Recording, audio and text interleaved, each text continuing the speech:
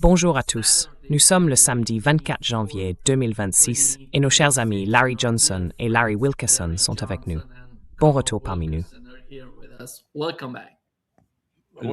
Eh bien, je suis content d'être là où je suis.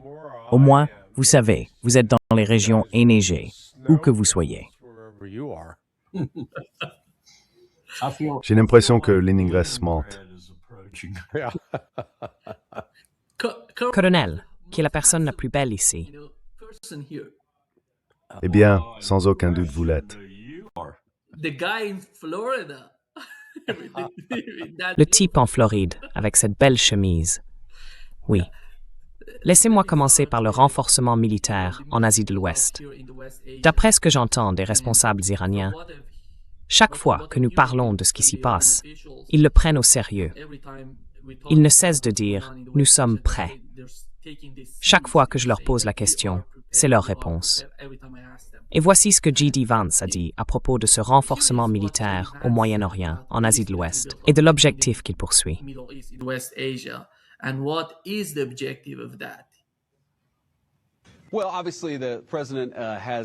Eh bien, évidemment, le président a beaucoup de cartes à jouer. Je ne vais pas révéler exactement comment il compte les jouer. Mais écoutez, je pense que nous voulons simplement nous assurer d'avoir des options. Nous avons beaucoup de force dans la région et nous avons des personnes qui pourraient être en danger.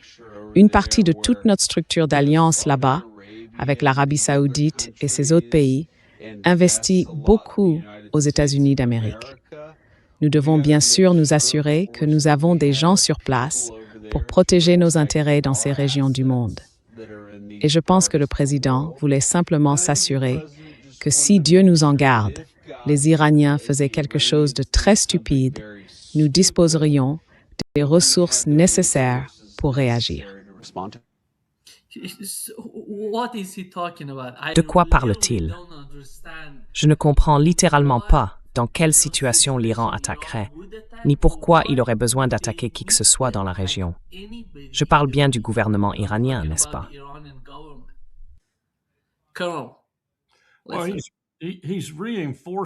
Eh bien, il renforce, je pense, d'une manière assez spectaculaire, le fait que cette administration veut que le peuple américain, et peut-être qu'ils le ressentent eux-mêmes, peut-être que Vance le ressent lui-même, mais ils veulent certainement que le peuple américain pense, ou du moins que leurs partisans pensent, que l'Iran représente une menace pour les États-Unis, ce qui n'est absolument pas le cas. Il faut donc maintenir ce genre de discours en permanence pour convaincre les électeurs potentiels que vous faites face à une menace sérieuse en Asie du Sud-Ouest, ce qui est absurde.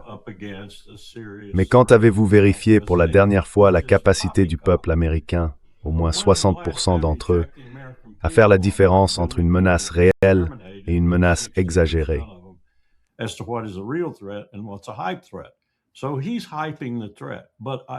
Donc, il exagère la menace. Mais je pense aussi qu'il y a ici quelque chose de plus néfaste. Rappelez-vous des opérations précédentes concernant l'Iran, qu'elles aient été diplomatiques ou militaires. Je pense que nous mettons en place un scénario qui d'abord satisfait Bibi Netanyahou, au moins temporairement, car il a rencontré certains problèmes, notamment avec le dôme de fer au-dessus d'Israël. Et il a eu d'autres difficultés militaires qui l'inquiètent quant à sa capacité à résister à une attaque iranienne et en effet à lancer sa propre attaque juste avant ou pendant celle-ci.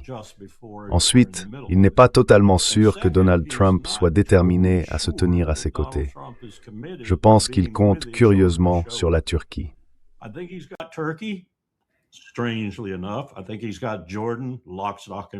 Je pense qu'il a la mainmise totale sur la Jordanie. Et il en a peut-être d'autres, mais je crois qu'il est surtout préoccupé par Donald Trump. Le dernier point que je voudrais souligner, c'est qu'il faut continuer à répéter ce genre de choses.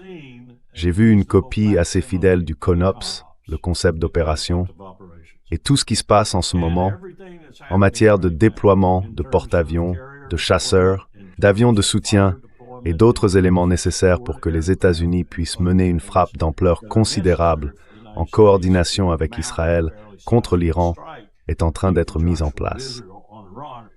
J'en conclus donc qu'il s'agit aussi d'un mouvement de pression, à moins qu'il ne soit effectivement exécuté. Mais je ne peux pas affirmer qu'il ne le sera pas.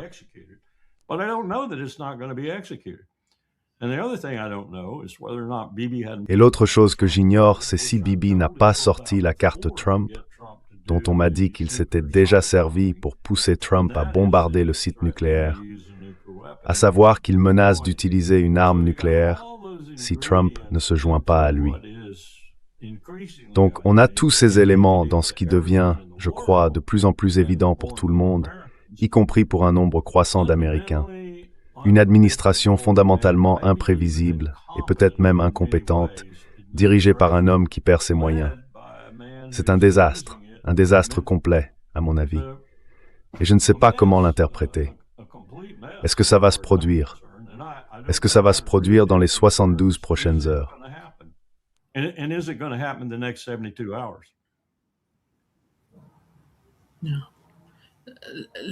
Larry, comment vois-tu la situation en Asie de l'Ouest et à travers l'Europe?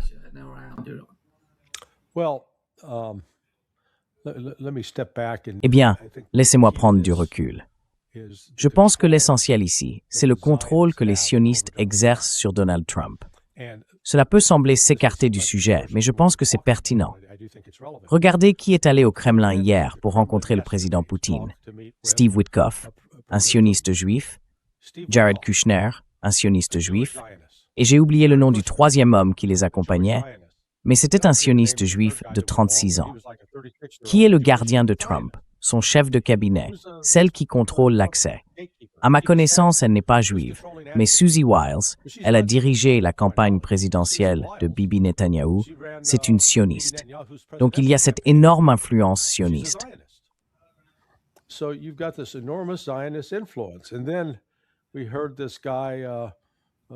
Et puis, nous avons entendu ce type, Lazare, encore un autre sioniste juif, parler de ce qu'il entend de ses sources internes, que dans les 72 prochaines heures, il y aura des frappes. Et à ce propos, je participe à un appel hebdomadaire, et il y a un sioniste très en vue sur cet appel, qui est également juif, et il a écrit exactement la même chose l'autre jour. Il y a donc une énorme pression de la part d'Israël, malgré les absurdités diffusées selon lesquelles Israël demanderait à Trump de ne pas agir. Ne le fait pas. Absurdité. Tout cela se fait en réalité à la demande et avec l'encouragement des Israéliens. La grande différence, c'est que cette fois, l'Iran est prêt.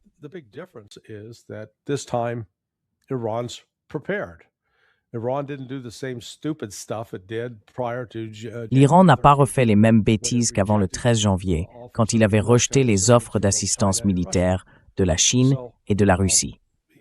Donc tu vois, le problème que je perçois, c'est que si tu as armé une arme et que tu es prêt à tirer, ce n'est pas impossible, mais c'est difficile de la désarmer.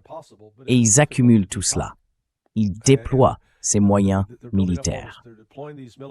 L'autre élément à prendre en compte ici, c'est que nous avons désormais des preuves claires et indiscutables que la CIA ment effrontément à Donald Trump.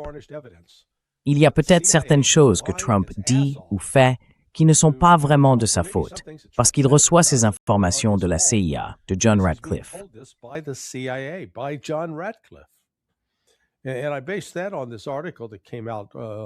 Je me suis basé sur un article paru plus tôt cette semaine sur Substack, écrit par Seymour Hersh, où il parlait de la guerre, de la situation en Russie et de la guerre en Ukraine. Mais il citait un responsable de la communauté du renseignement.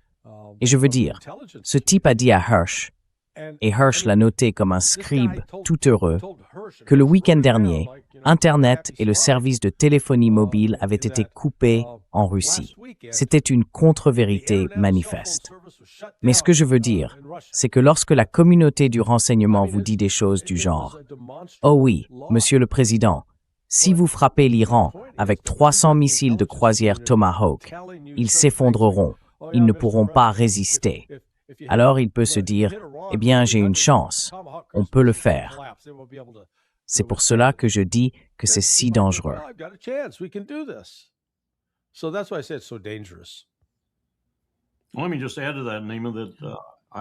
Permets-moi d'ajouter à cela, Nima, que je pense que nous assistons également à une situation Epstein renouvelée et même approfondie.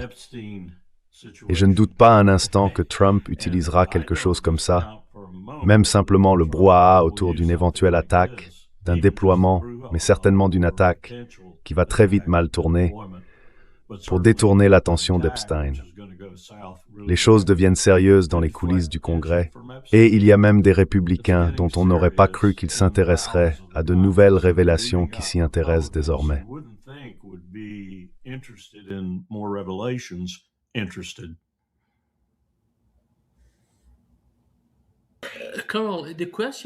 Colonel, la question est la suivante.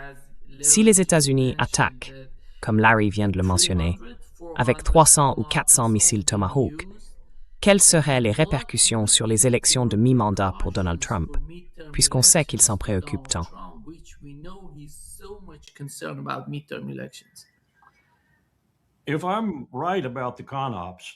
Si j'ai raison au sujet du CONOPS, le concept d'opération, qu'ils cherchent à mettre en œuvre, appelons cela un mouvement en tenaille, si vous voulez.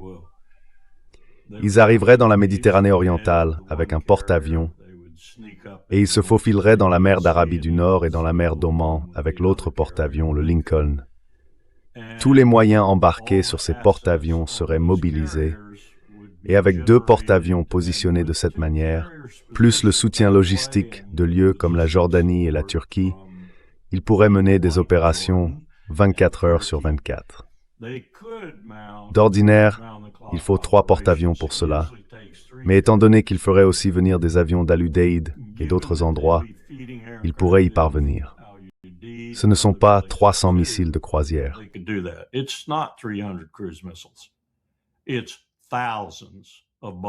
Ce sont des milliers de bombes qui vont être larguées, peut-être même un quart à la moitié des bombes de l'arsenal américain. Et nous avons largement assez de bombes, il n'y a aucun doute là-dessus. La vraie question, c'est pouvons-nous en fabriquer de nouvelles? C'est là le véritable problème. Mais pour l'instant, nous en avons beaucoup, et nous avons aussi beaucoup d'avions. Donc oui, cela pourrait être un vrai désastre. Je ne pense pas, en aucune façon, que nous obtiendrons ce que nous en attendons, un Iran soumis et un changement de régime. Ce que nous obtiendrons, c'est un Israël détruit. J'ai presque envie de dire, allons-y à cet égard. Mais c'est bien plus que seulement 300 missiles de croisière que cette armada, si elle était mise en action, pourrait envoyer sur l'Iran.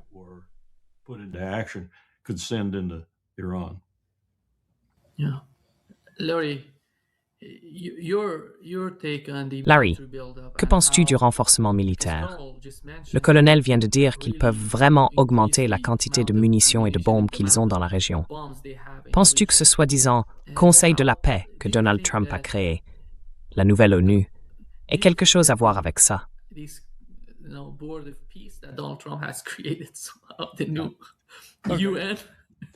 Ne me lance pas sur ce sujet. Mon Dieu, tu vas me faire monter la tension. Où est ma tension? Dans le dernier rapport de Netanyahou, je crois que la citation disait quelque chose comme « Phase 2, il n'y a pas de phase 2, je m'en fiche complètement.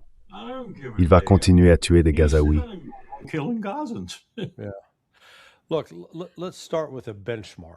Écoutez, commençons par un point de référence. 2003, l'attaque contre l'Irak. Les États-Unis avaient un contrôle total de l'espace aérien, une suprématie aérienne complète. Cela signifiait que nous pouvions voler où nous voulions, sans craindre d'être abattus. Nous avions le luxe de pouvoir cibler tout ce que nous voulions. Et comment cela s'est-il terminé? Cela n'a pas forcé Saddam à quitter le pouvoir. Nous avons dû envoyer des troupes au sol. Et dans ce cas, encore une fois, nous parlons de survoler un pays. Souvenez-vous, l'Irak représente environ un quart de la taille de l'Iran. Nous avons vu les limites de la puissance aérienne militaire américaine en mer Rouge au début de cette année 2025, de janvier à mars, lorsque Trump a poursuivi l'opération lancée par Biden pour rouvrir la mer Rouge.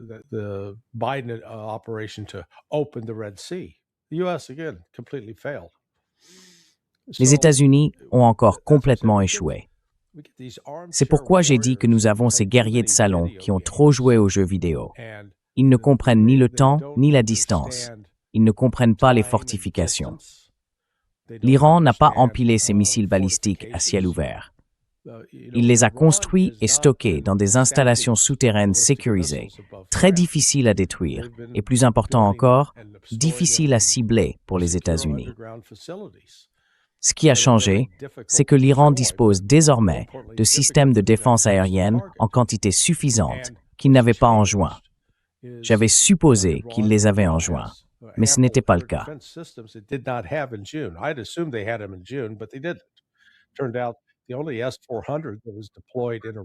Il s'est avéré que le seul système S-400 déployé en Iran en juin 2025 se trouvait dans une centrale nucléaire située dans le sud-ouest du pays où travaillaient des Russes.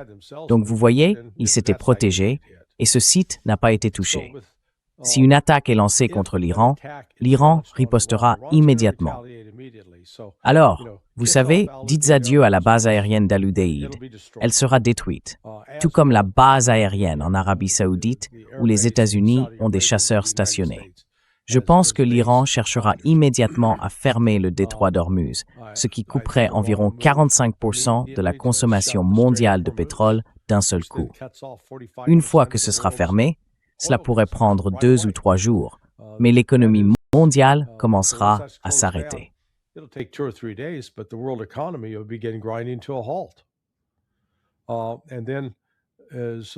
Et ensuite, comme l'a fait remarquer le colonel Wilkerson, Israël va se faire écraser. J'ai un ami qui est encore officier dans l'armée de l'air et qui m'a dit « Oh, eh bien, nous avons la capacité d'arrêter les missiles iraniens. » Je lui ai répondu « Ah oui? Alors pourquoi ne l'a-t-on pas fait en juin? Nous avions tous ces systèmes de défense aérienne. Nous comptons sur les THAAD et les Patriots. À peu près tout ce qu'il reste dans l'inventaire américain a été envoyé là-bas. Ces systèmes sont complètement inefficaces contre les missiles hypersoniques que l'Iran possède. Je veux dire, cela a été démontré. Nous l'avons vu. Certains disent « Oh non, ils ne les ont pas. » Peu m'importe comment on les appelle.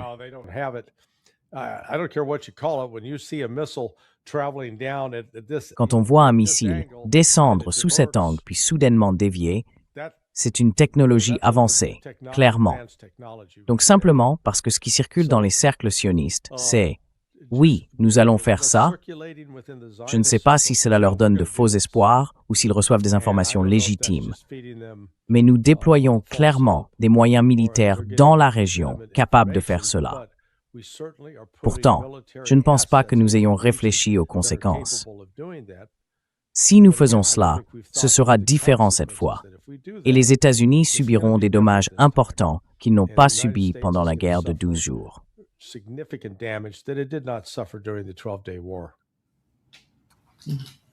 J'ajouterais simplement, Lehman, que comparer l'Irak et 80% des bombes de la Seconde Guerre mondiale à ce qui se passerait aujourd'hui n'est vraiment pas une bonne comparaison. Bill Clinton, en 4 jours, a infligé plus de dégâts à l'Irak que nous n'en avons causé avec tous les bombardements préparatoires de Desert Shield et Desert Storm, parce que ceux-ci étaient composés à 89% de munitions guidées de précision. C'est très différent. Je ne cherche pas à contredire Larry. Je dis simplement que la dévastation que nous pouvons produire aujourd'hui sera bien plus grande que ce que nous avons fait en Irak, depuis les airs, je veux dire.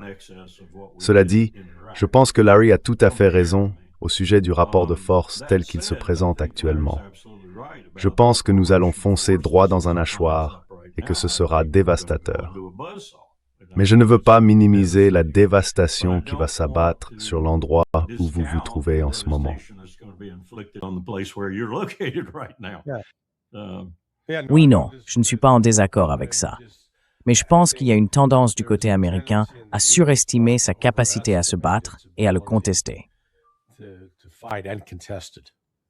Surtout depuis les airs. Surtout depuis les airs.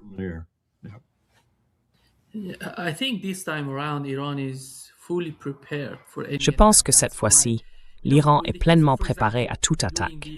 C'est pourquoi, par exemple, lors de ces émeutes manipulées ici en Iran, nous avons vu comment les Iraniens ont réussi à désactiver Starlink, quelque chose que personne n'avait jamais fait auparavant. Mais quand on regarde les médias grand public à l'étranger, on voit à quel point ils simplifient tout ce qui se passe. Les capacités de l'armée iranienne, le soft power, le hard power. Ils essayent de simplifier tout cela pour le président des États-Unis. Larry vient de mentionner, colonel, à quel point la CIA est capable de manipuler Donald Trump. Et Trump n'a aucune idée de ces choses. Il se contente d'écouter et de croire tout ce qu'il reçoit de ces sources.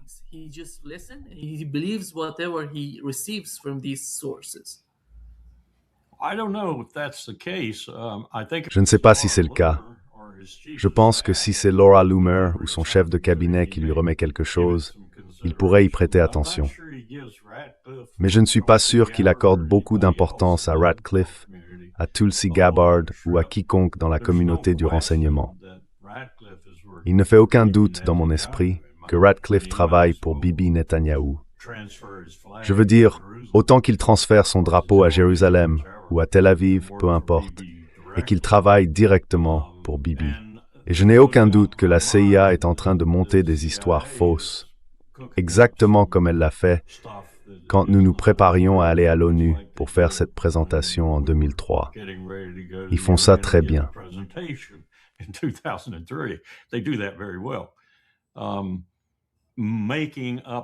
Inventer des renseignements pour répondre aux besoins politiques, c'est comme ça que je l'appelle, mais c'est peut-être encore pire aujourd'hui. Cela dit, je pense que Trump a trébuché sur une stratégie qu'il a essayé d'exposer à Dallas, mais il s'en est très mal sorti. Peut-être qu'il l'a fait intentionnellement, je ne sais pas. Je pense que sa démence s'aggrave de jour en jour. Peut-être que c'est même un déguisement, cela dit. Je ne sais pas. Je ne le pense pas. Je crois que c'est une véritable démence qui se manifeste. Et il va falloir qu'on fasse quelque chose à ce sujet. Mais on n'obtiendra pas l'application du 25e amendement pour ça, parce que les gens ne renonceront jamais à leur pouvoir.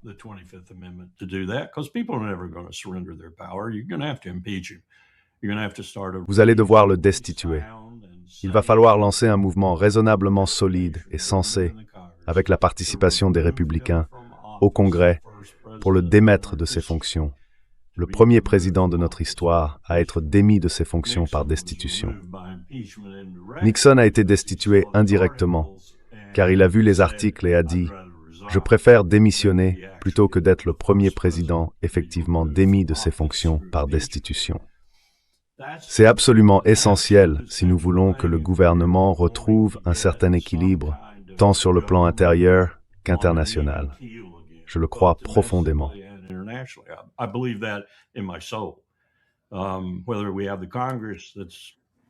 Que nous ayons ou non un Congrès suffisamment courageux pour le faire est une autre question. Cela dit, la stratégie que Trump semble mettre en œuvre a un objectif global, faire de l'argent pour Trump et sa famille. Et Larry a tout à fait raison à propos de ces types en Russie. Ce sont des émissaires de ce mouvement. Le fait qu'il n'ait, pour autant que je sache, réalisé aucun progrès ou accord substantiel avec Poutine, ni fait la moindre ouverture envers Poutine au sujet de l'accord de gentleman dont Poutine a parlé pour le prolonger au-delà du 26 février, je crois, lorsque le traité New START expirera, est tout simplement absurde.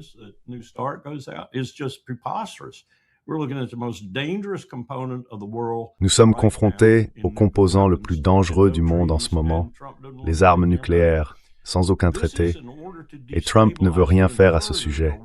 Cela vise à déstabiliser encore davantage un monde qu'il a déjà, merci bien, largement contribué à déstabiliser.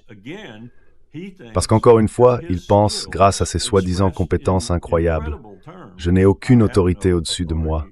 Seule ma moralité fait autorité sur moi. » Il pense pouvoir trôner au-dessus de ce monde chaotique qu'il crée délibérément. Et donc, tout ce qui se produit maintenant et qui sort de l'ordinaire s'inscrit dans cette stratégie. Et c'est un sacré aveu, si c'est vrai.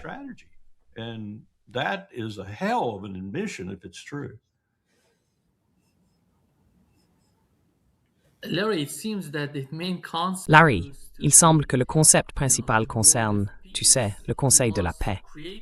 Il veut créer quelque chose de similaire à l'ONU, et il veut le diriger.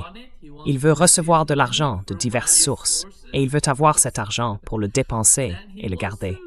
Je ne sais pas.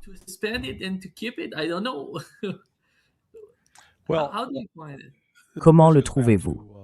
Cela remonte à ce dont le colonel Wilkerson parlait, à savoir la destitution de Donald Trump ou sa révocation en vertu du 25e amendement. L'un des signes de la démence est ce qu'on appelle la confabulation.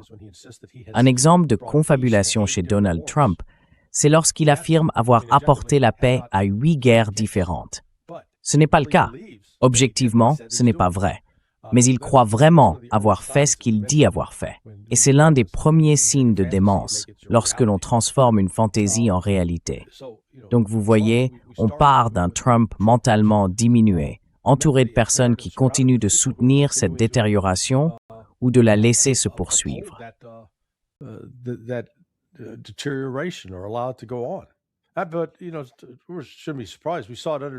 Mais, vous savez, il ne faut pas être surpris. Nous l'avons vu aussi sous Joe Biden. Les membres de l'équipe de Biden ont fait la même chose que ce qui a été fait avec Trump. Oui. Et en termes d'actions concrètes, Trump a bombardé au Nigeria, il a bombardé en Syrie, il a bombardé en Iran. Il a plus de bombardements à son actif que de véritables initiatives de paix. Et encore une fois, on voit cette obsession pour obtenir le prix Nobel de la paix. Et on se demande, franchement, qu'est-ce qui ne va pas chez lui? Je veux dire, je n'ai jamais rencontré quelqu'un d'aussi obsédé par l'idée d'obtenir ce genre de reconnaissance et de validation pour quelque chose qu'il n'a pas accompli. C'est pas normal, bon sang. Et tout le monde reste là, comme si c'était normal.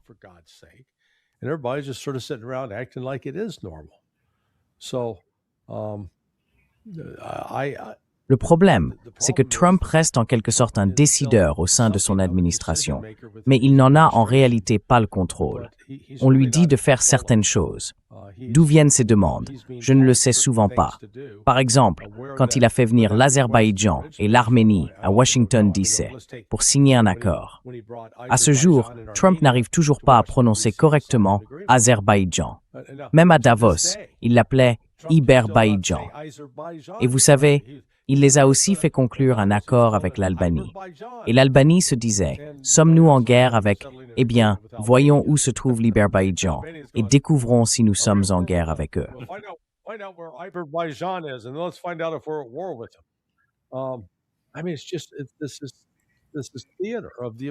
Je veux dire, c'est du théâtre de l'absurde.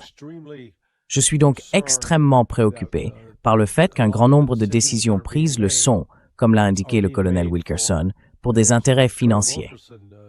Prenons le cas du Venezuela, par exemple. On nous a donné toute une série de raisons pour lesquelles il fallait, vous savez, renverser Maduro. Oh, c'est un baron de la drogue, et le fentanyl coule à flot depuis le Venezuela. Pourtant, consultez le rapport INCSR du département d'État, le rapport sur la stratégie internationale de contrôle des stupéfiants. 99% du fentanyl saisi à l'entrée des États-Unis provient du Mexique. 1% provient du Canada. 0% en provenance du Venezuela. Donc, vous savez, la drogue n'est pas le vrai problème. Ah, le pétrole? Il faut qu'on prenne le contrôle du pétrole. D'accord. Le Venezuela produit environ 700 000 barils de pétrole par jour.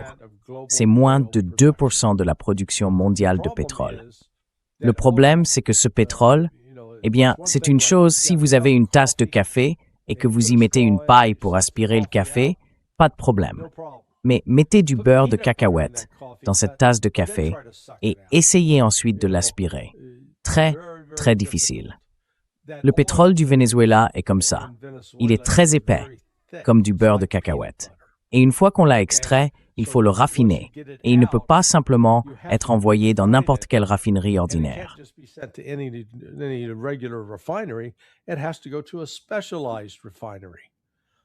Il faut l'envoyer dans une raffinerie spécialisée. Je me demande où on peut en trouver. Oh mon Dieu, il y en a 3. Le long de la côte du golfe du Mexique et de la côte du golfe des États-Unis. Pardon, qui appartiennent à un milliardaire nommé Paul Singer, lequel se trouve être un important donateur à la campagne de Donald Trump. Et devine quoi? Chaque baril de pétrole traité nécessite $20 supplémentaires. Donc tu vois, comme le pétrole du Permien qui sort du Texas. S'il sort du sol à $40 le baril, c'est le coût. Alors qu'au Venezuela, il faut $40 pour l'extraire du sol, puis il faut ajouter encore $20 juste pour le préparer au marché mondial.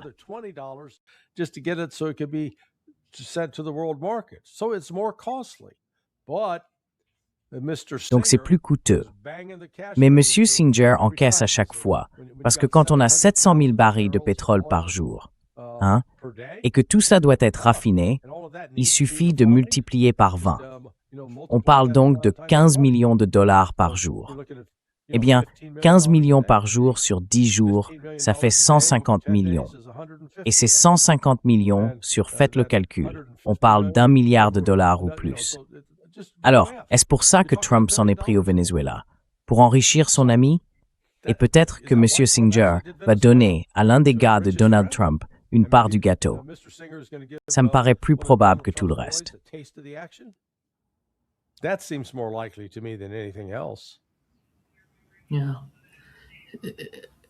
Carl, when you Oui, Karl, quand tu vois des Européens avec l'état d'esprit du genre « soutenons l'hégémonie américaine » ou l'hégémonie occidentale en Ukraine, parce que si nous perdons en Ukraine, cela enverrait un mauvais message à la Chine. Cela détruirait, d'une certaine manière, l'hégémonie occidentale. Puis que tu regardes ce qui se passe en ce moment avec le cas du Groenland. Ils essaient tellement de convaincre l'administration Trump de ne pas s'emparer du Groenland. D'un autre côté, tu vois le premier ministre canadien dire que l'ordre international fondé sur des règles, c'est un banquier, il sait de quoi il parle, est terminé. Que se passe-t-il dans la tête de ces Européens avec le Canada? Ont-ils vraiment le sentiment qu'un changement profond est en train de se produire?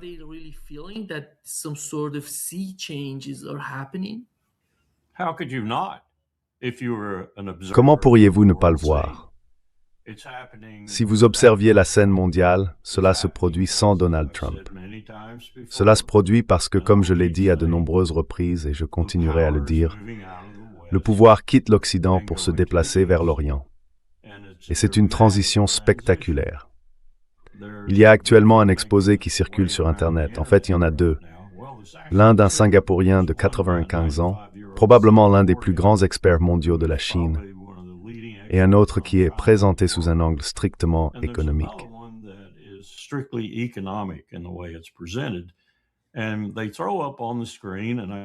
Et ils ont affiché à l'écran, et je pense que c'est assez exact, une centaine de paramètres différents, allant de la technologie à l'agriculture, en passant par les plastiques, tout ce que vous pouvez imaginer, montrant qui est en tête et qui a le plus de potentiel pour l'avenir. C'est la Chine dans presque 70% de ces domaines, et certains d'entre eux sont assez cruciaux. Il est également très clair pour Carney et pour des gens comme lui, qui observent le monde.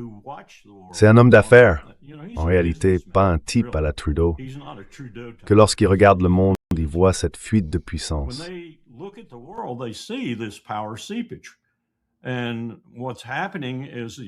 ce qui se passe, c'est que les États-Unis essayent, de manière très incohérente à mon avis, avec ce genre de stratégie obésienne, comme je l'ai appelé, de détourner cela, de l'arrêter, de le bloquer, enfin bref.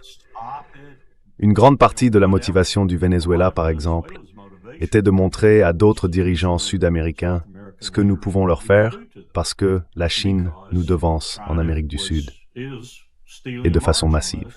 60% du commerce avec la plupart des grandes nations d'Amérique du Sud, y compris la vôtre, se fait avec la Chine et non avec les États-Unis. C'est un renversement énorme en 15 ou 20 ans. Et cela se produit presque partout dans le monde, comme le faisait remarquer ce Singapourien de 95 ans. Et cela ne nous plaît pas. Cela ne nous plaît pas du tout.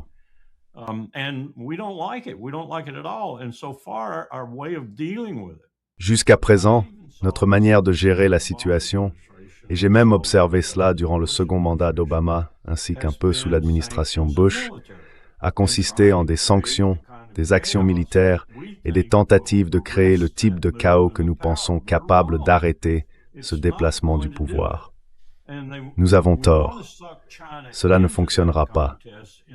Nous voulons aussi entraîner la Chine dans cette confrontation d'une manière cinétique, mais cela n'arrivera pas non plus, car la Chine ne va pas se détruire elle-même. Elle restera à l'écart et nous laissera le faire nous-mêmes. Et merci bien, nous nous en sortons déjà plutôt bien dans ce domaine. Carney le comprend, et je pense qu'il essaye de positionner le Canada pour un monde alternatif dont il sait qu'il finira inévitablement par arriver.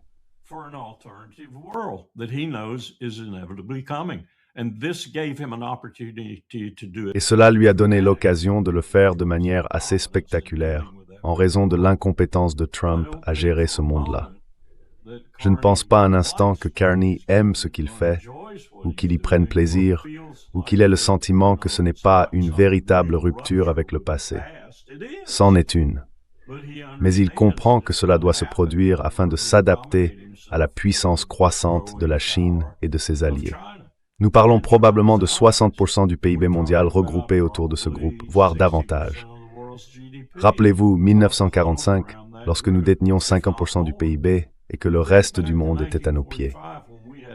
Nous ne reviendrons jamais à cette époque.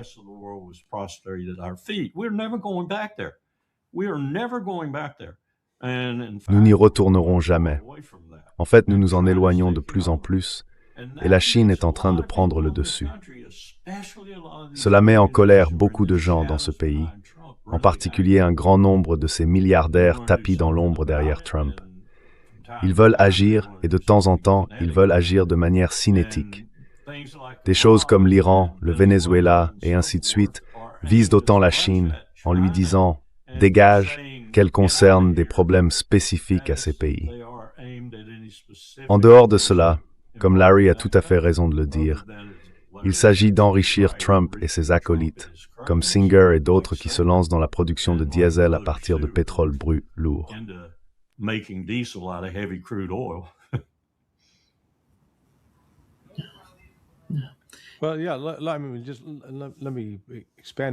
Eh bien oui, laissez-moi développer un peu là-dessus.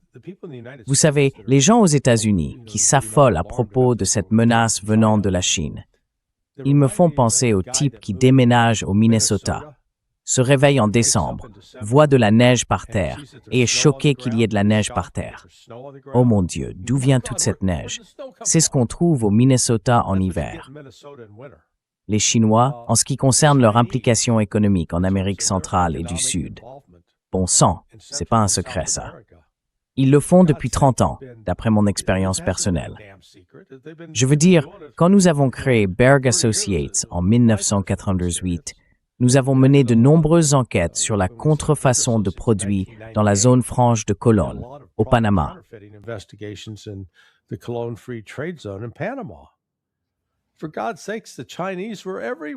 Bon sang, les Chinois étaient partout. Les Chinois géraient. Il y a 3 grands ports à conteneurs qui déplacent un volume énorme de marchandises à l'extrémité nord du canal de Panama, à Colón. Les Chinois en étaient propriétaires et les administraient, et cela depuis un certain temps.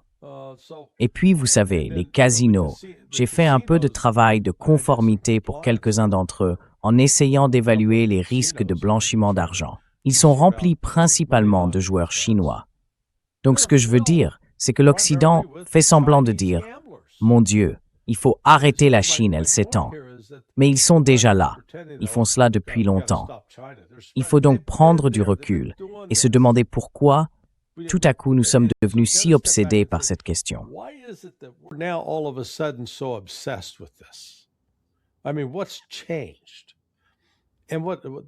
Je veux dire, qu'est-ce qui a changé? Ce que je vois qui a changé, c'est que l'Amérique, par ses propres blessures auto-infligées, en détruisant sa propre base industrielle, tandis que la Chine a tranquillement continué à développer la sienne, nous en voulons à la Chine de faire ce que nous avons été incapables de faire, ou de faire le contraire de ce qu'elle a fait. Et pourtant, il faut se souvenir qu'une partie de ce qui se passe en Chine découle de notre ouverture à la Chine sous Nixon. Ils ont réagi à cela en passant d'un strict État communiste agraire à, eh bien, on aime dire qu'ils sont un État communiste. Mais bon sang, si c'est ça le communisme, alors il fait pâlir le capitalisme. if that's communism, then it puts capitalism to shame. They are commercially savvy. Ils sont avisés sur le plan commercial et incroyablement productifs. Et au lieu de les accueillir en disant « Hey, nous sommes heureux d'avoir pu vous aider à devenir ce que vous êtes » et de chercher un moyen de bâtir un partenariat avec eux, de travailler ensemble d'une manière collaborative, tout ce que nous faisons, c'est les diaboliser à outrance, nous convaincre qu'ils sont un fichu ennemi qu'il faut arrêter, détruire, combattre. Parce qu'on entend cette rhétorique venir du commandant adjoint de l'Indo-PACOM, ce qu'on appelait autrefois le PACOM. Et ensuite, quand les Chinois réagissent à nos menaces, nous faisons semblant d'être surpris. Je pense que nous avons complètement perdu la tête. I think we've lost our damn minds. I would agree. Je suis d'accord. Et ce Singapourien de 95 ans, je le recommande à tous ceux qui veulent le regarder, c'est sur YouTube. Deng Xiaoping a essentiellement exprimé exactement ce que Larry vient de décrire, il y a bien longtemps. Et je suis sûr qu'il ne s'attendait pas à être aussi incroyablement efficace en nous poussant à nous détruire nous-mêmes. Mais c'est essentiellement ce que nous avons fait.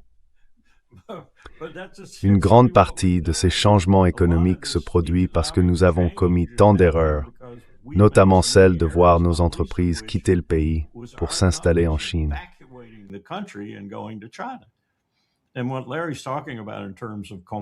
Ce dont Larry parle, en termes de collaboration et de coopération économique, était la raison pour laquelle le président que j'ai servi avait permis à Colin Powell, en tant que secrétaire d'État, de disposer d'un domaine d'action dans lequel il pouvait opérer, malgré Cheney et malgré Rumsfeld, en ce qui concerne l'OMC et l'adhésion de la Chine à celle-ci. Aujourd'hui, les républicains nous accablent pour avoir fait cela, parce que nous avons donné à la Chine. Eh bien, je suis désolé, mais regardiez-vous le monde. Compreniez-vous ce qui se passait?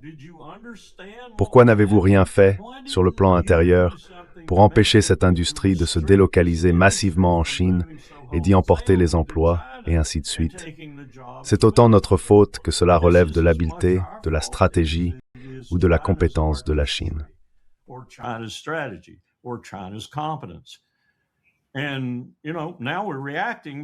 Et maintenant, nous réagissons parce que, bon sang, la situation nous échappe complètement.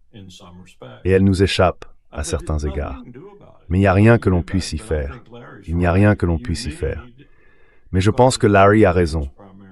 Il faut, pour deux raisons principales, enfin pour beaucoup d'autres aussi, les armes nucléaires et la nécessité, comme Poutine l'a répété encore et encore, de relancer un régime de traité et d'imposer certaines limites à ces choses avant qu'elles ne nous ruinent tous, y compris Xi Jinping. Et puis il y a la crise climatique. Nous ne faisons pas grand-chose à ce sujet. Et Trump a dit, et cela m'est incompréhensible, sauf que cet homme n'aime rien qui ne corresponde à sa propre morale.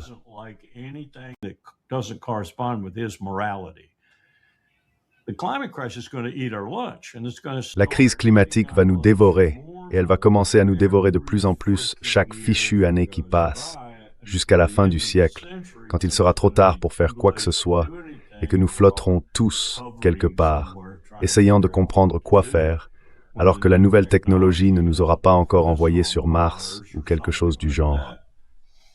La situation, en 1991-1992, était « Construisons un monde dans lequel nous pouvons tous coopérer et collaborer, car nous faisons face à ces défis, dont les armes nucléaires ne sont pas le moindre. » Puis nous avons eu une série de présidents qui ne savaient pas ce qu'ils faisaient et qui, pour la plupart, servaient les mêmes intérêts que ceux que nous voyons derrière Trump aujourd'hui, et ils ont mis un sacré désordre. Et ensuite, Trump est arrivé pour, en quelque sorte, coiffer ce désordre d'un chapeau. Et c'est essentiellement ce qu'il fait.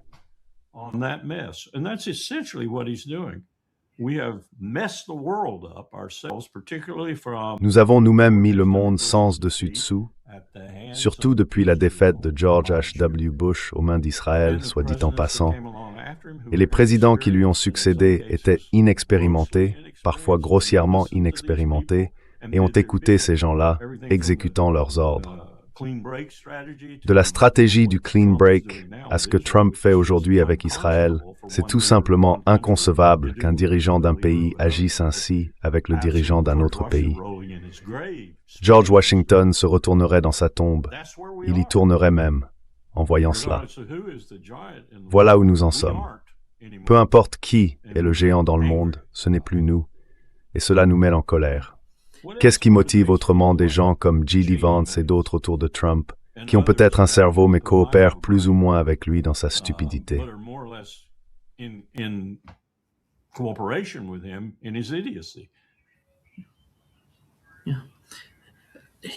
Voici ce que J.D. Vance a dit, Larry, de Phil Morrissey à propos de l'objectif principal, le but essentiel, au Groenland.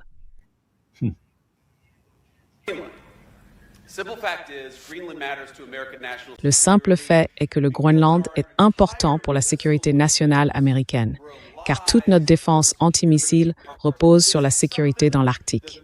Les médias obsédés par le Groenland, le Groenland, le Groenland, oublient complètement pourquoi le Groenland est important. Et si Dieu nous en garde, je ne dis pas que cela va arriver de sitôt, mais si un pays étranger lançait un missile contre les États-Unis d'Amérique, nous aurions besoin de contrôler l'Arctique pour pouvoir intercepter ce missile. Tout notre système de défense antimissile daigne de cette sécurité arctique.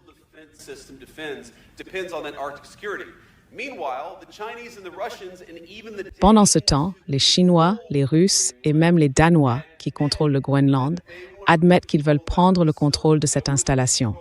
Ils veulent contrôler cette île, cette masse terrestre. Cela nous affaiblirait. Cela rendrait notre pays plus vulnérable. Cela signifierait que si le président négociait avec un dirigeant étranger, il aurait moins de levier, car il pourrait menacer de manière crédible la souveraineté et la sécurité territoriale des États-Unis d'Amérique. Nous n'allons pas laisser cela se produire. Foutaise.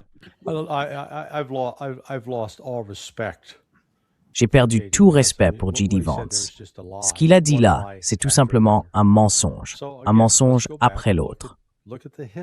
Alors revenons encore une fois sur l'histoire des 75 dernières années.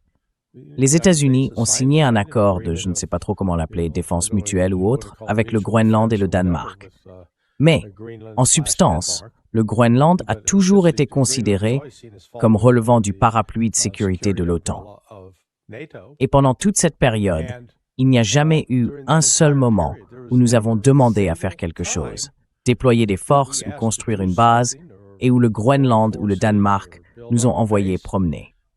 Ils ne nous ont jamais dit non, bien au contraire.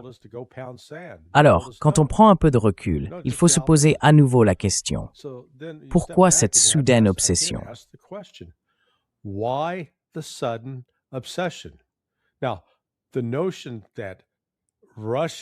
Maintenant, l'idée que la Russie veuille s'emparer du Groenland et que ce soit une priorité pour elle.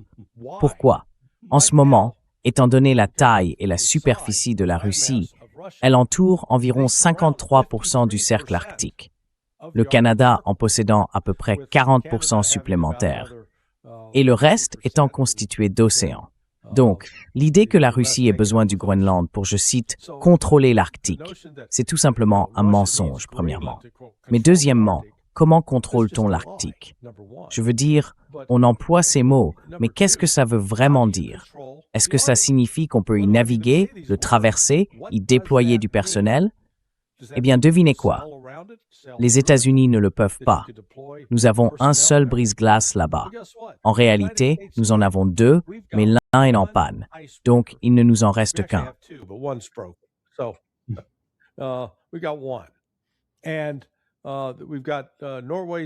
Et nous avons la Norvège qui nous en construit un autre, censé être prêt dans 2 ans. Ensuite, nous en avons 5 ou 6 autres en commande, qui ne seront probablement pas livrés avant 4 ou 5 ans. Et la Russie alors? Eh bien, la Russie possède 40 brise-glaces, dont 10 à propulsion nucléaire. Nous ne sommes donc même pas dans la course sur le plan technologique. Et pourtant, nous voilà en train d'essayer de provoquer un conflit avec le Groenland et le Danemark. Encore une fois, dans quel but? Parce qu'il n'y a pas de véritable urgence pour le moment. La Chine ne menace pas de s'en emparer. Nous continuons à entretenir ce mensonge, à manipuler l'opinion publique américaine en disant « Oh, l'Iran est une menace. L'Iran est une menace terroriste. Il faut les arrêter. La Russie est une menace. Elle nous attaque. Elle est expansionniste. La Chine est une menace. »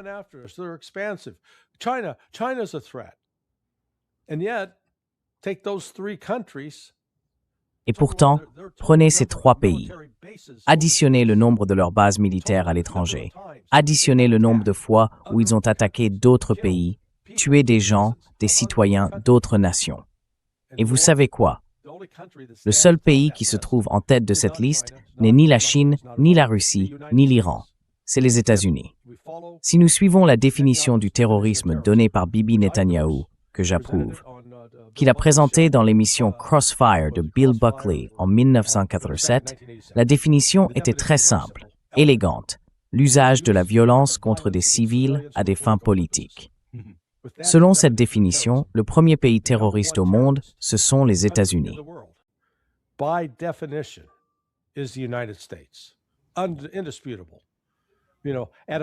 Indiscutable. Vous savez, au minimum, nous avons causé des morts. Nous avons contribué à la mort de 500 000 Iraniens pendant la guerre Iran-Irak à cause de notre soutien à Saddam Hussein et de la fourniture des produits chimiques précurseurs utilisés pour fabriquer le gaz moutarde qui a été employé contre les Iraniens. Vous savez, c'est pas la Russie qui a envahi l'Afghanistan ou l'Irak, 2 fois.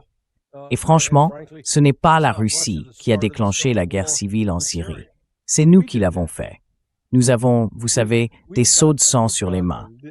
Et nous passons tout notre temps à diaboliser ces autres pays en prétendant qu'ils représentent une menace énorme pour nous, alors qu'en réalité, nous sommes la plus grande menace pour nous-mêmes, pas eux.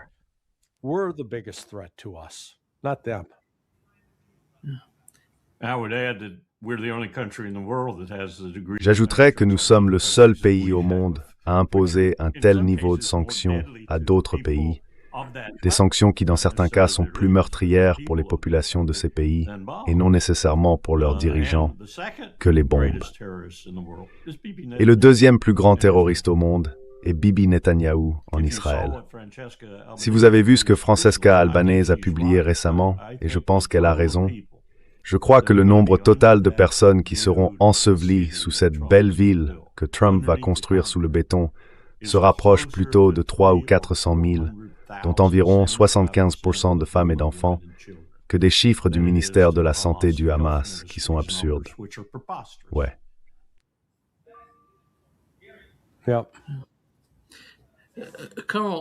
Colonel, quel est l'objectif si ce que J.D. Vance vient de dire n'est pas le cas? Quel est l'objectif au Groenland? Que dire de notre ambassadeur au Danemark, l'homme que Donald Trump a envoyé pour représenter les États-Unis là-bas? Regardez ses déclarations. C'est un milliardaire. Je ne me souviens plus de son nom pour le moment et j'espère ne plus jamais l'entendre. Mais il convoite, regardez ce qu'il a dit, il convoite les minéraux sous la calotte glaciaire du Groenland et il est même prêt à les énumérer pour vous. Apparemment, l'une des premières choses qu'il a dites en présentant ses lettres de créance aux autorités danoises a été « Nous voulons le Groenland et nous l'aurons ».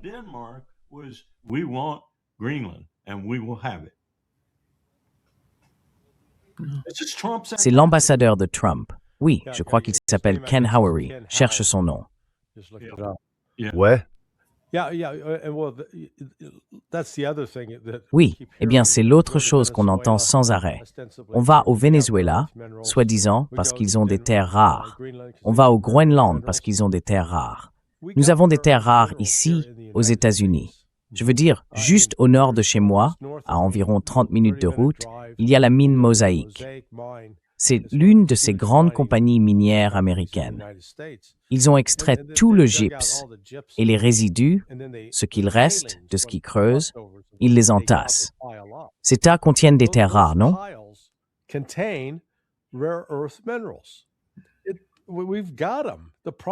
Nous les avons.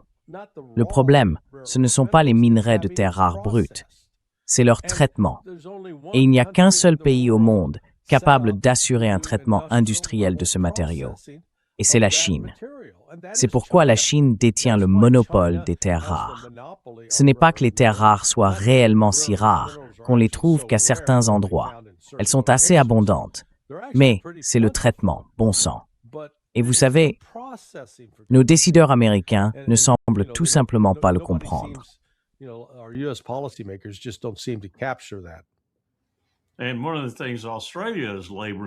Et l'un des problèmes auxquels l'Australie est confrontée en ce moment, c'est la pression que nous exerçons pour essayer de les faire revenir dans ce secteur, car ils étaient autrefois un grand transformateur de métaux rares. Puis la Chine les a pratiquement mis hors jeu, car il était beaucoup moins cher de le faire là-bas. C'était une autre partie du plan de Deng Xiaoping. Il a déclaré, je cite, « Nous aurons 95% du marché dans 20 ans. » Ils ont essentiellement mis l'Australie hors du marché et nous les pressons d'essayer de relancer leurs installations de traitement qui sont à l'arrêt, mais cela coûterait très cher. Pendant ce temps, nous ne le faisons pas nous-mêmes, comme Larry vient de le dire. Belle façon de traiter un allié. Screw your ally.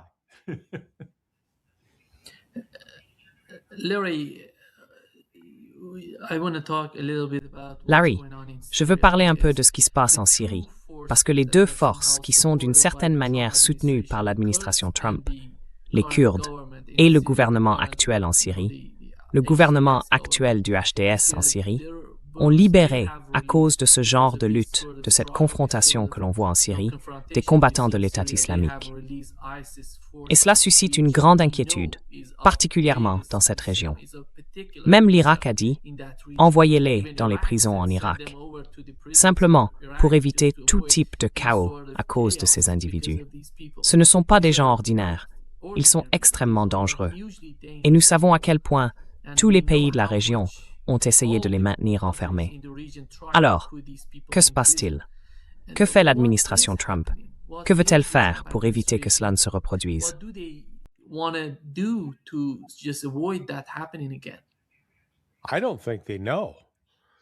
Je ne pense pas qu'ils sachent. Et je doute qu'ils aient vraiment un plan ou qu'ils aient réfléchi sérieusement à tout cela. Je veux dire, les contradictions ici sont tout simplement incroyables. Pour commencer, comment pouvez-vous affirmer que l'État islamique est actif et opérationnel? Donald Trump les a détruits. Nima, pourquoi détestes-tu l'Amérique? Nima, why do you hate America? La CIA les garde probablement dans un refuge quelque part afin de pouvoir les faire sortir quand ils en ont besoin.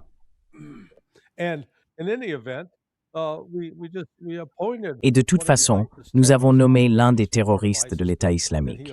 Il faisait partie de l'OI, mais ensuite il est passé à d'autres organisations terroristes. Il est maintenant président de la Syrie.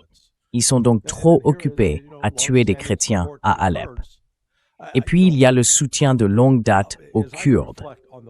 Vous savez, en réfléchissant au dernier siècle d'implication des États-Unis dans les relations internationales, je vois les États-Unis comme une Lucie malveillante, vicieuse et diabolique, celle de la bande dessinée Peanuts de Charles Schulz. Cette Lucie essayait toujours d'inciter Charlie Brown à tirer dans le ballon. Elle posait le ballon et disait « Allez Charlie, tire !» Charlie s'élançait pour frapper et elle retirait le ballon au dernier moment.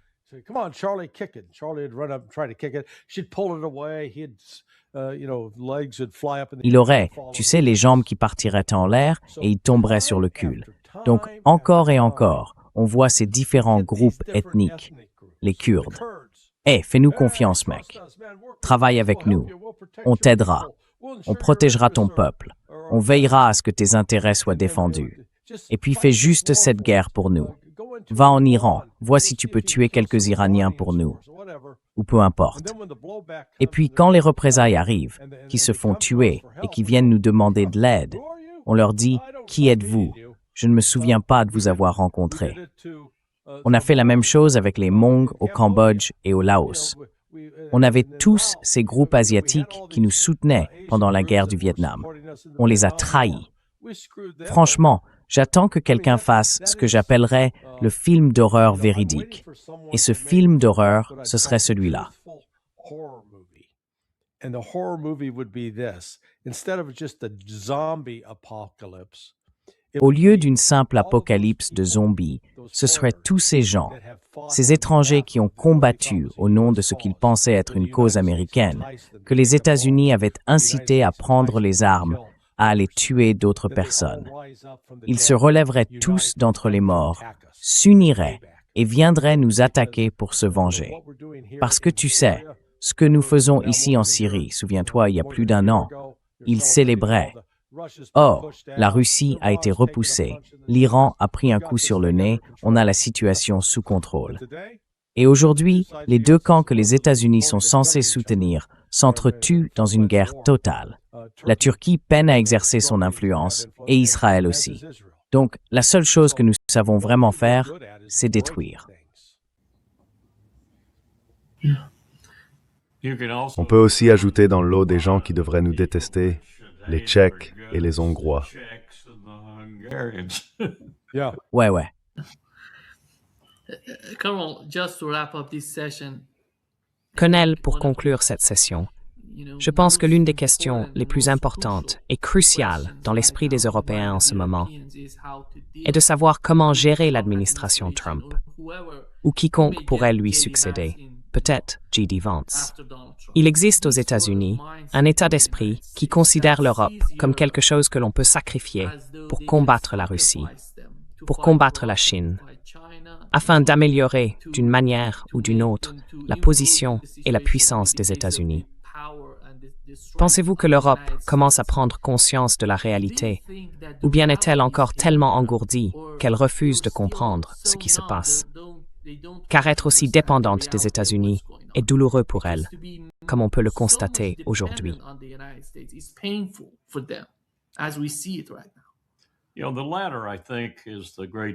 Tu sais, je pense que le second sentiment est le plus fort. Et le leadership qu'ils ont en ce moment, presque partout, mais surtout dans les principaux pays, est tout simplement déconnecté, à mon avis. L'OTAN est fini, c'est mort, ce n'est plus une alliance.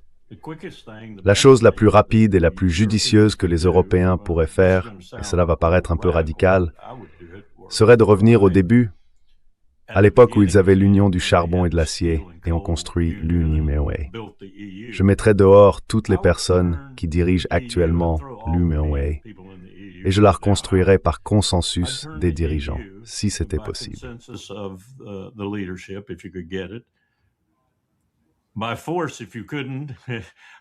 Par la force, si tu ne pouvais pas, je renverserais la direction et j'en ferais le chapeau d'une identité de sécurité européenne. Ils sont déjà une dictature, alors donnons-leur une raison d'en être une. Laissons-les gérer le développement d'une identité de sécurité européenne en remplacement de l'OTAN comme force de sécurité. Et laissons-les travailler là-dessus. Ce sera très difficile, car nous avons créé un tel désordre avec l'Ukraine.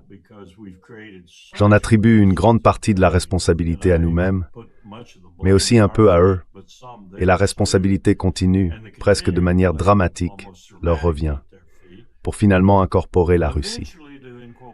Et je commencerai des discussions d'ici 1 an ou 2 avec Poutine, ou avec celui qui sera le dirigeant à ce moment-là.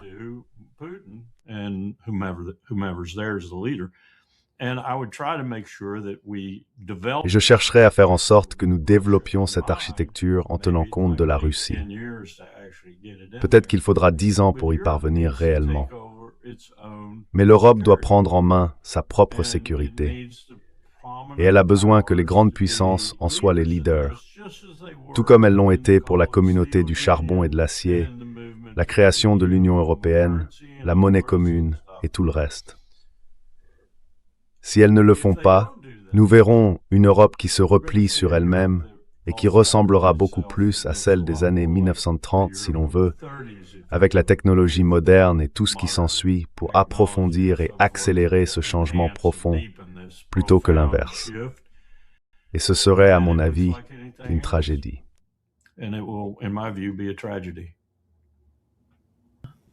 Larry, ton avis sur l'Europe avant que nous terminions? Nisio Buramaiswap. Ouais. Is that possible? I mean, Est-ce que c'est possible? Je veux dire, c'est complètement fou. Tu sais, je pensais qu'on devrait aussi parler un peu du véritable cirque à Davos. Donc là, tu as Zelensky qui débarque et qui, en gros, crie sur tout le monde. Il était hors de contrôle. Comme un gamin? Ouais. Oh mon Dieu. Et ensuite, à partir de là, Donald Trump le rencontre et affirme « Oh oui, il a obtenu de Zelensky un accord pour faire des concessions territoriales, comme abandonner le Donbass. » Et quelques heures plus tard, Zelensky dit en gros « Pas question, je n'ai jamais dit ça. C'est insensé. » Donc t'as ça. Tu as l'Europe complètement humiliée par Donald Trump. Je veux dire les choses que Trump et son équipe, Scott Bessent et Howard Lutnick, le secrétaire au commerce, Bessent, secrétaire au trésor, disaient « C'était juste, tu vois, insultant. Pas qu'il ne l'ait pas mérité. » Je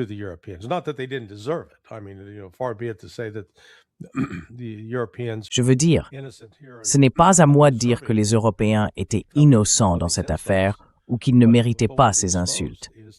Mais ce que cela a révélé, c'est que l'Europe est un territoire vassal, qu'elle est complètement soumise à la domination des États-Unis et qu'elle n'a pas la moindre once de respect de soi, ni les moyens économiques ou militaires de s'affirmer.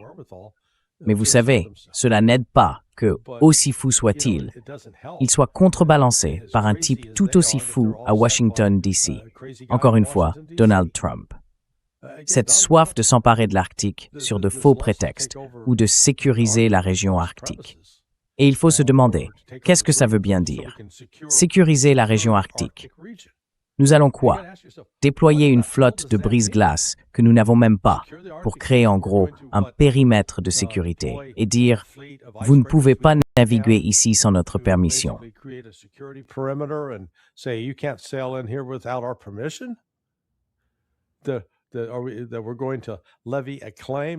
Allons-nous prétendre que nous possédons les droits miniers sur certaines parties de ce territoire, alors même que nous n'avons pas la force militaire pour les faire respecter?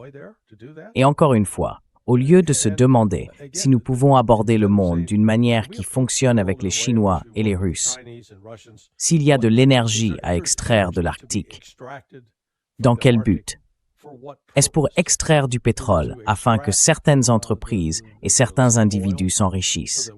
Ou parlons-nous de l'extraire afin que tous les pays puissent avoir accès à une énergie à faible coût, leur permettant d'investir dans leur population et de développer les infrastructures dans leur propre pays?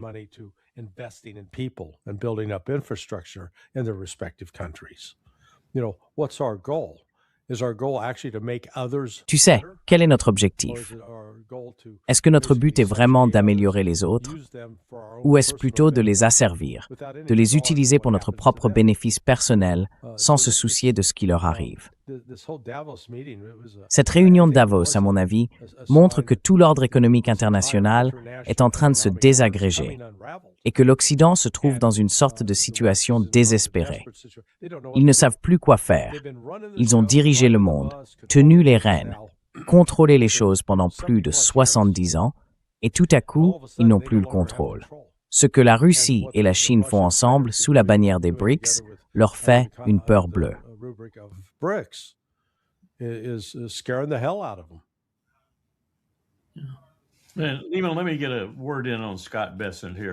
Permettez-moi de dire un mot à propos de Scott Bessent, puisque Larry l'a mentionné. J'ai regardé une de ses interviews et son discours, sa réponse presque condescendante sur la beauté des sanctions américaines, était absolument révoltante. Je veux dire, il parlait comme si les sanctions américaines étaient la solution ultime à tout, pour chaque aspect des relations internationales, et que les États-Unis savaient comment s'y prendre, et que Scott Bessent en était le plus grand architecte sur la planète. Franchement, si j'avais été l'intervieweur, les questions de relance auraient été un supplice pour lui. Quelle prestation écœurante. Le secrétaire au Trésor des États-Unis d'Amérique parlant ainsi, « Nos sanctions sont magnifiques. »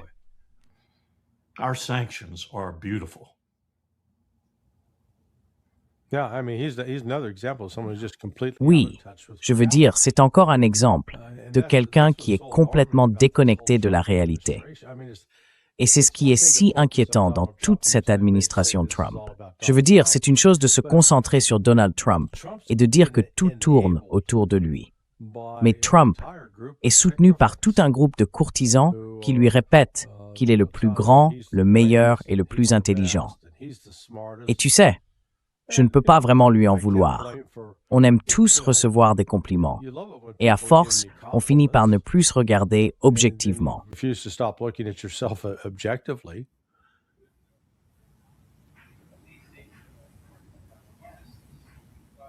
Nima's without comment. Nima ne dit rien. Tu t'es figé, Nima? Alors revoilà. Oh, there, he's back. Yeah. Thank you Oui, oui. Merci. Oui, merci beaucoup Larry Wilkerson et Larry Johnson. so much, You have Carl Wilkerson and Larry Johnson. You have a raid around you. Il y a une descente en cours autour de toi, probablement à Téhéran. Tu es toujours à Téhéran, n'est-ce pas? Il y a une meilleure direction là-bas que n'importe où près de chez moi. Je suis à environ 25 km de Washington. Alors c'est ça, hein? Tu nous dis de nous taire et de partir?